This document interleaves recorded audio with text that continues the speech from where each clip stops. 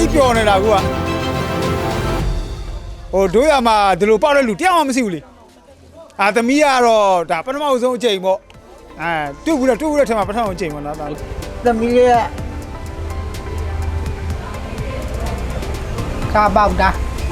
ဝန်တာပါတယ်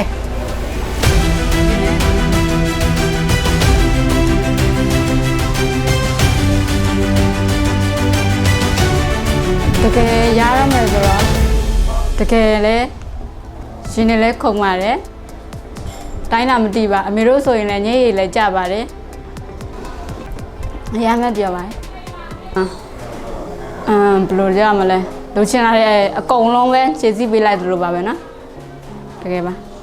အကုန်လုံးအဖေတွေရောမေတွေရောဘေးနာတငယ်ချင်းတွေရောသူတို့လိုချင်တဲ့ဟာလေးအကုန်လုံးခြေစည်းပေးရတော့မယ်ဆိုတော့ဝမ်းသာပါတယ်ရှင်ပထမဦးဆုံးကတော့ကုတ်တက်မဟုတ်ပါဘူးအိမ်မှာရှိတဲ့ဦးလေးတွေ့မှာခက်ခဲရှိရသူရုံသွားလို့ရင်းနဲ့အစင်ကြအောင်လို့တက်ပြောလဲစီရပါတက်ပြောတန်းစရာမလိုတော့ဘူးသူတို့ရုံနေပါသွားချင်းနဲ့အလွယ်တကူအပီကားလေးနဲ့မောင်းပါလို့အစင်ကြပါရဲ့